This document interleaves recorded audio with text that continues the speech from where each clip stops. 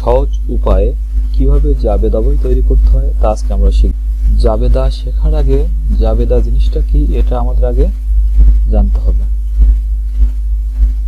তো দেখো, দুতরফা দাখিলা পদ্ধতি অনুযায়ী প্রতিটি লেনদেনের সাথে জড়িত পক্ষ দুটি বিচার করে একটিকে ডেবিট এবং অপরটিকে সমপরিমাণ টাকা দ্বারা ক্রেডিট করে তারিখের ক্রম অনুসারে হিসাবের যে প্রাথমিক বইতে লেখা হয় তার নাম হচ্ছে জাবেদা। তার মানে কি হচ্ছে, অবশ্যই লেনদেনে কয়টা পক্ষ জড়িত থাকবে? দুইটা। এবং ডেবিটে যে টাকা থাকবে ক্রেডিটে ঠিক সে পরিমাণ টাকা থাকবে। ঠিক আছে, তার নাম হচ্ছে জাবেদা। তো জাবেদা তৈরির জন্য কিছু নিয়ম কানুন তোমাদের ফলো করতে হবে। ঠিক আছে, সেই নিয়ম কানুনগুলো হচ্ছে, প্রথমে হচ্ছে ব্যক্তিবাচক হিসাব। আর হিসাব সম্পর্কে যদি তোমাদের ভালো জ্ঞান থাকে তাহলে জাবেদা সহজে তোমরা করতে পারবে। তো ব্যক্তিবাচক হিসাব দেখো, ব্যক্তিবাচক হিসাবে গ্রহীতা বা গ্রহণকারী কি হবে? ডেবিট। আর দাতা বা প্রদানকারী কি হবে? ক্রেডিট। তো এই যে গ্রহীতা ডেবিট আর দাতা ক্রেডিট, এটা এই সূত্রটা যে আমরা অ্যাপ্লাই করব, অ্যাপ্লাই করার জন্য কি করতে হবে? আমাদের ব্যক্তিবাচক হিসাব চিনতে হবে। তো ব্যক্তিবাচক হিসাব চেনার উপায় হচ্ছে, দেখো, রহিম, করিম, সোনালী ব্যাংক, জনতা ব্যাংক, রূপালী ব্যাংক, অনলি ব্যাংক ইত্যাদি, এইগুলো থাকলে বুঝতে হবে এটা হচ্ছে ব্যক্তিবাচক হিসাব। বুঝতে পেরেছো সবাই? একটা উদাহরণ দিয়ে বিষয়টা ক্লিয়ার করে দিচ্ছি। মনে করো জনতা ব্যাংকে হিসাব খোলা হলো ৫,০০০ টাকা। তাহলে জনতা ব্যাংক যেহেতু টাকা গ্রহণ করেছে, এজন্য জনতা ব্যাংক কি হবে? ডেবিট। ঠিক একইভাবে আবার রহিমের কাছ থেকে বাকিতে মাল ক্রয়, রহিমের কাছ থেকে কি বাকিতে মাল ক্রয় কত টাকা? ১০,০০০ টাকা। তাহলে রহিম মাল প্রদানকারী বা দাতা, এজন্য রহিম কি হবে? ক্রেডিট হবে। মনে হয় বিষয়টা সবাই বুঝতে পেরেছো। নেক্সট হচ্ছে সম্পত্তিবাচক হিসাব। কি আছে? সম্পত্তিবাচক হিসাব। সম্পত্তিবাচক হিসাবে দেখো, সম্পত্তি বৃদ্ধি পেলে বা আসলে কি হবে? ডেবিট। সম্পত্তি বৃদ্ধি পেলে বা আসলে কি হবে? ডেবিট। আর সম্পত্তি হ্রাস পেলে বা চলে গেলে কি হবে? ক্রেডিট। তো দেখো, এই যে সম্পত্তি বৃদ্ধি পেলে ডেবিট আর সম্পত্তি হ্রাস পেলে বা চলে গেলে ক্রেডিট।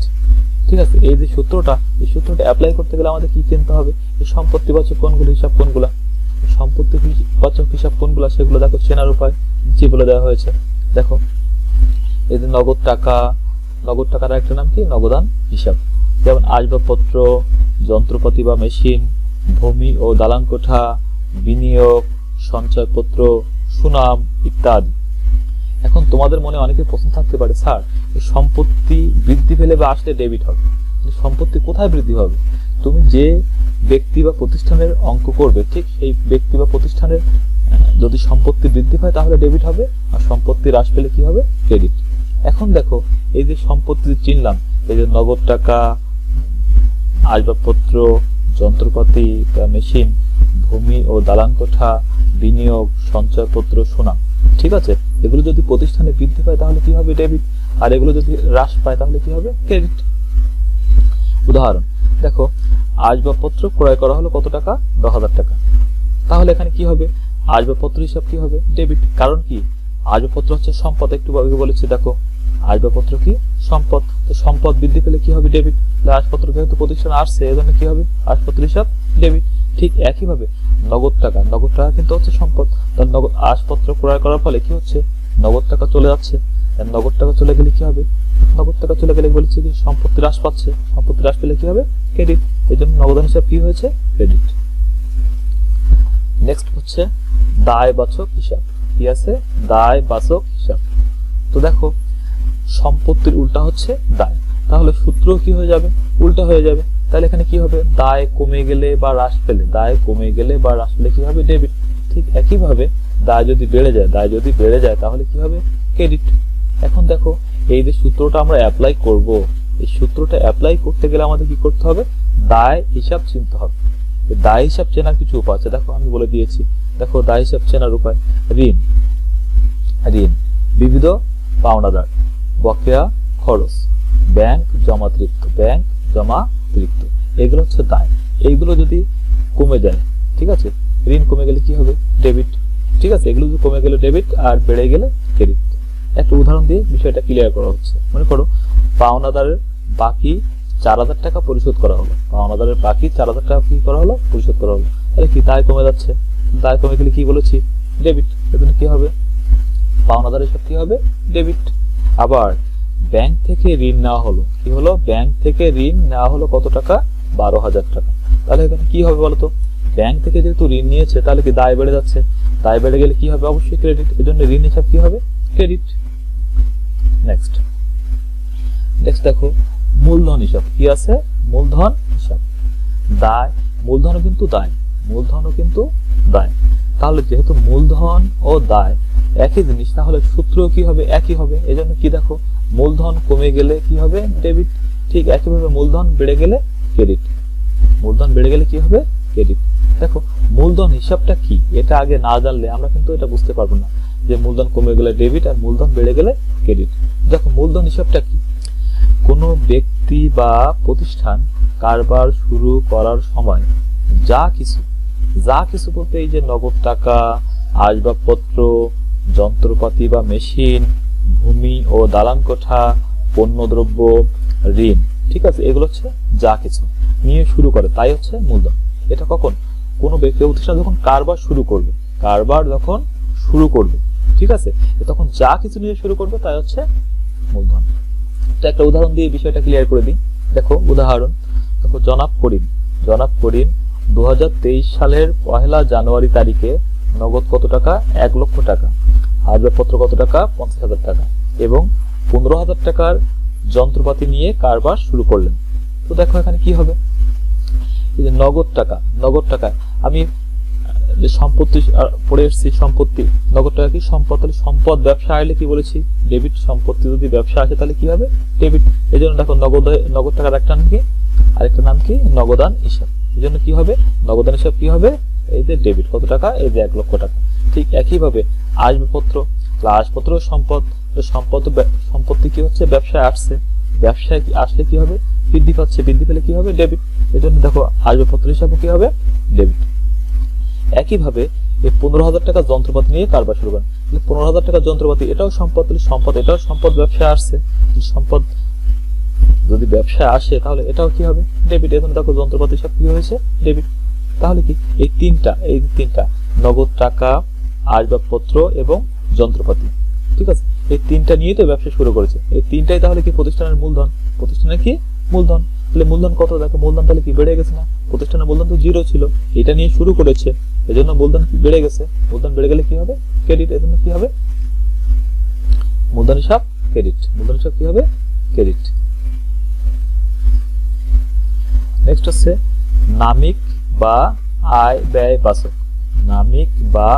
ব্যয় বাচক হিসাব।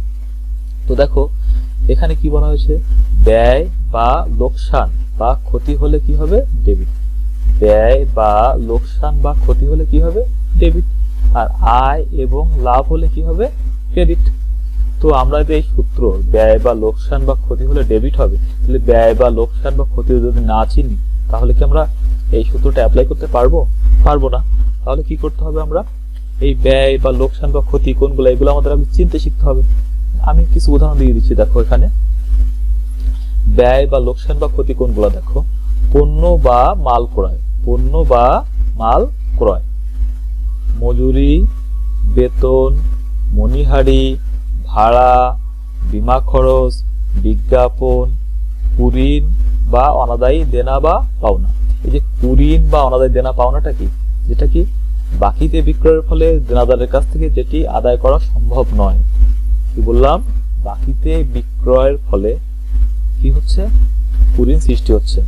বাকিতে বিক্রয়ের ফলে দেনাদারের কাছ থেকে যে টাকাটা আদায় করা সম্ভব হচ্ছে না সেটার নামই হচ্ছে কুঋণ। বিষয়টা মনে হয় তোমরা বুঝতে পেরেছো। তাহলে কুঋণ কি, অবশ্যই প্রতিষ্ঠানের জন্য ক্ষতি, ঠিক একইভাবে দেখো অবচয়, ঋণের সুদ, বহন খরচ, ক্যাশ বাক্স থেকে চুরি, ব্যাংক চার্জ, মূলধনের সুদ ইত্যাদি, এগুলো হচ্ছে কি ব্যয় বা লোকসান। এই ব্যয় বা লোকসান হলে কি হবে, ডেবিট। তাহলে এগুলো যদি হয় তাহলে কি হবে, ডেবিট। বিষয়টা মনে হয় তোমরা বুঝতে পেরেছো। ঠিক একইভাবে দেখো আয় বা লাভ, আয় এবং লাভ হলে কি হবে, ক্রেডিট। আয় এবং লাভ হলে কি হবে, ক্রেডিট। এই আয় এবং লাভ কোনগুলা, দেখো পণ্য বা মাল ক্রয় করেছো এর জন্য ব্যয় হয়েছে, তাহলে পণ্য বা মাল বিক্রয় করলে কি হবে? আয় হবে। দেখো সুদ প্রাপ্তি, সুদ পেয়েছো তাহলে কি হবে? আয় হবে। কমিশন প্রাপ্তি, তাহলে কমিশন পেয়েছো তাহলে কি হবে? আয় হবে। উপভাড়া, উপভাড়া জিনিসটা কি? উপভাড়া হচ্ছে তোমার অবশ্যই আয়। উপভাড়া জিনিসটা হচ্ছে, মনে করো তুমি 3টা রুম ভাড়া নিয়েছো। কয়টা রুম ভাড়া নিয়েছো? 3টা। এখন দেখা গেল তোমার 2টা রুম লাগতেছে, 1টা রুম লাগতেছে না। তুমি 1টা রুম কি করতে পারো? অন্যদের কাছে আবার ভাড়া দিতে পারো, অন্যদের কাছে ভাড়া দিতে পারো। এখন এই যে 1টা রুম অন্যদের কাছে ভাড়া দিচ্ছ, এটা তোমার অবশ্যই কি আয়। ঠিক আছে, তার মানে তুমি ভাড়া নিয়ে আবার কি করছো? আবার অন্যদের কাছে ভাড়া দিচ্ছ, এটার নাম হচ্ছে উপভাড়া। তাহলে তোমার প্রতিষ্ঠানের জন্য উপভাড়া অবশ্যই আয়। বিষয়টা মানে ক্লিয়ার হয়েছে? ঠিক একইভাবে বিনিয়োগের সুদ, তুমি কোথাও বিনিয়োগ করেছো, তুমি সুদ পাবা না? বিনিয়োগ করলে কি সুদ পাবা? এই যে বিনিয়োগের সুদ তোমার তাহলে কি অবশ্যই আয়। ঠিক একইভাবে সঞ্চয়পত্রের সুদ, প্রাপ্ত ভাড়া ইত্যাদি, তাহলে এগুলো আয় বা লাভ হলে কি হবে? ক্রেডিট। এটা উদাহরণ দিয়ে বিষয়টা ক্লিয়ার করা হয়েছে। উদাহরণ দেখো, কর্মচারীদের বেতন প্রদান করা হলো। কি? কর্মচারীদের বেতন প্রদান করা হলো কত টাকা? 7,000 টাকা। তাহলে কি হবে? এখানে দেখো বেতন, বেতন যেহেতু প্রদান করেছে, তাহলে কি প্রদান করেছে? বেতন। বেতন কি অবশ্যই কি খরচ? বেতন কি অবশ্যই কি খরচ? বেতন কি অবশ্যই খরচ বা ব্যয়। ঠিক আছে, তাহলে কি বলেছি? ব্যয় বা লোকসান হলে বা ক্ষতি হলে ডেবিট। এজন্য দেখো বেতন হিসাব কি হয়েছে? ডেবিট। আবার দেখো উপভাড়া পাওয়া গেল। উপভাড়া কি পাওয়া গেল? উপভাড়া কি? অবশ্যই আয়। এখানে কি বলেছি? আয় বা লাভ হলে, আয় বা লাভ হলে কি হবে? ক্রেডিট। তাহলে উপভাড়া কি হবে? উপভাড়া হিসাব ক্রেডিট। মনে হয় বিষয়টা তোমরা বুঝতে পেরেছো? এখন দেখো, জাবেদা করতে গেলে জাবেদার কি করতে হবে? একটা ছক করতে হবে। এই ছকের মাধ্যমে তুমি কি করবা? এই জাবেদার অঙ্কগুলো ক্লিয়ার করবে। জাবেদার ছকে মূলত 5টা ঘর থাকে। কয়টা ঘর থাকে? 5টা। এই 5টা ঘর কি কি? দেখো, প্রথমে দেখো জাবেদার ছক করতে গেলে প্রথমে একটা হেডিং লিখতে হবে। হেডিং কোথায় লিখতে হয়? হেডিং কোথায় লিখতে হয়? অবশ্যই মাঝখানে। দেখো, তাহলে তোমরা লিখবা কি? যে ব্যক্তি বা প্রতিষ্ঠানের অঙ্ক থাকবে সেই ব্যক্তি বা প্রতিষ্ঠানের নাম লিখবা। মনে করো মিস্টার রহিম অ্যান্ড কোম্পানি এর জাবেদা বহি, জাবেদা বহি। এখন এই 5টা ঘর কি কি? তারিখ, তারপর হচ্ছে বিবরণ। তারিখ ঘরে একটু ছোট করা হয়েছে। বিবরণ মানে কি? এখানে অনেক কিছু লিখতে হবে, এজন্য কি একটু বড় করা হয়েছে। তারপর দেখো খতিয়ান পৃষ্ঠা, খতিয়ান পৃষ্ঠা, খফর খতিয়ান, পরিফর পৃষ্ঠা। ঠিক আছে, এখানে কিছু লেখা লাগবে না আপাতত, এই জন্য ছোট করা হয়েছে। তারপর দেখো ডেবিটের ঘরে টাকা আর ক্রেডিটের ঘরে টাকা। ডেবিট টাকা আর ক্রেডিট টাকা, মানে ডেবিটে যে টাকা থাকবে, ক্রেডিটে কি সেই টাকা তোমাদের লিখতে হবে। ঠিক আছে, এইটা হচ্ছে জাবেদার ছক। তো আজকে এই পর্যন্ত। ঠিক আছে, সামনের ক্লাসে আমরা একটা অঙ্ক পুরো কমপ্লিট করব। তো ঠিক আছে।